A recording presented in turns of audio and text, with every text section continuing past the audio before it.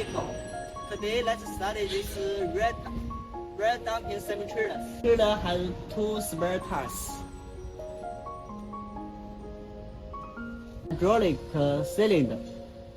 Jiaheng brand, Chinese famous brand. Our factory have used it more than 10 years. Very good quality. Material of the trailer is T700 high tension steel, including the box and the main beam. The thickness of the top plate is 14 millimeters. The down plate is 60 millimeters, and the middle plate is 8 millimeters. Volume of the box is 40 cubic meters.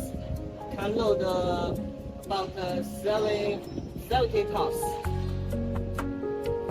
This is landing gear, heavy duty type, specially used on the trailer for exporting. It's 4 axles. The capacity of the axle is 13 tons, and the brand can be chosen, such as BPW brand and Fuwa brand.